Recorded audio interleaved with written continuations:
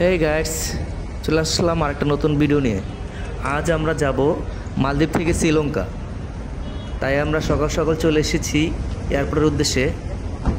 আমাদের ফ্লাইট সকাল 7টায়, তাই আমরা ভোরবেলা চলে এসেছি। আজকে আকাশটা অনেকটা ক্লিয়ার।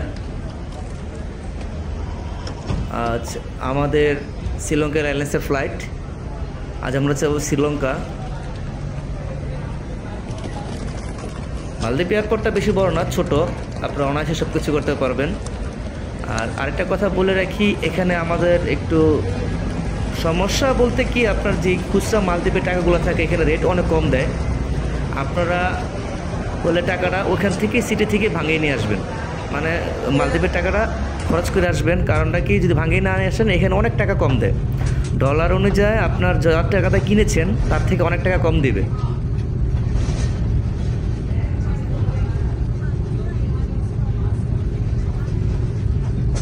আসলে মালদ্বীপের ফ্লাইটের ভিডিওতে অনেক কি দেখানোর চেষ্টা করেছি, কতটুকু দেখাতে পেরেছি জানি না, কিন্তু এখানের ফ্লাইটের উদ্যানটা অন্যরকম ফিল আছে। সমুদ্রের মাঝখান থেকে ফ্লাই করার মজাটাই আলাদা, অন্যরকম একটা ফিল। তা আপনারা সামনে দেখতেই পাবেন।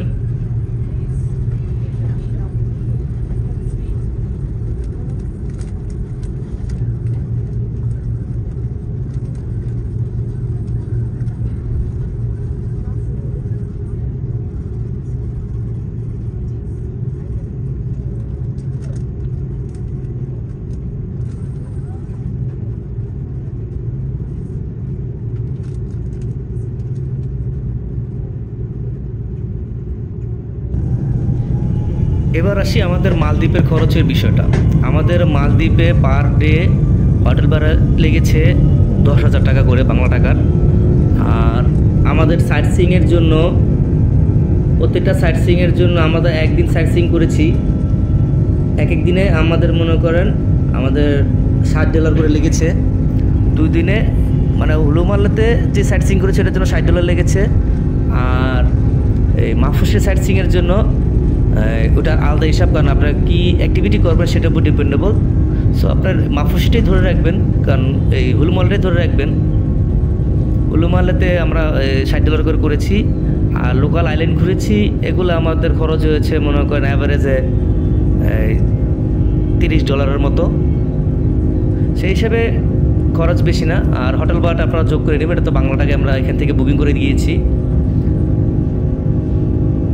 আর এখানে আমাদের গাড়ি ভাড়া লেগেছে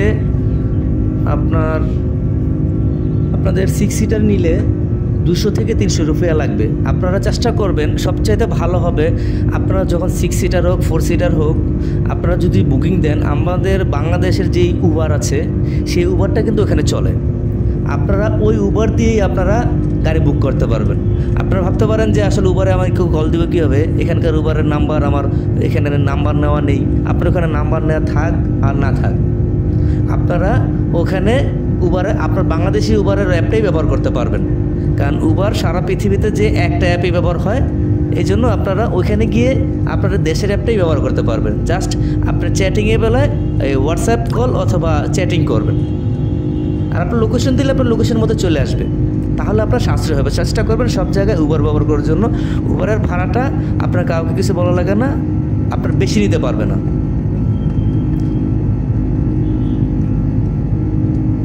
এই হচ্ছে মোটামুটি খরচের হিসাব।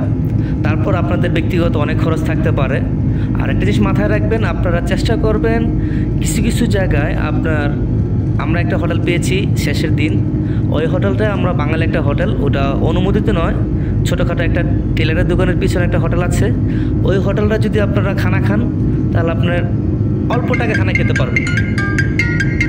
সেই হোটেলটা আপনারা অল্প টাকা খানা খেতে পারবেন। আপনার ওখানে আমরা খেয়েছি আপনার 200 রুপিয়াতে আমরা 5 জন খেয়েছি। আর একই খানা আমরা অন্য হোটেলে খেয়েছি 800 রুপিয়া।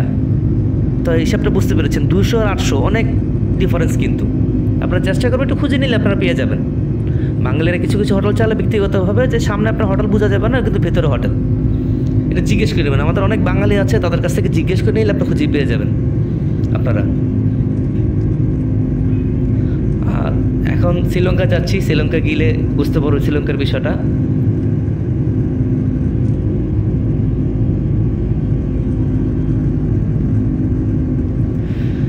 আর অবশ্যই চ্যানেলটি সাবস্ক্রাইব করবেন, লাইক এবং শেয়ার করবেন, তাহলে আপনাদের জন্য নতুন নতুন ভিডিও আমরা আসলে কষ্ট করি, কতটুকু ভালো হয় জানি না, কিন্তু চেষ্টা করি আপনাদের সবটা দেখানোর জন্য।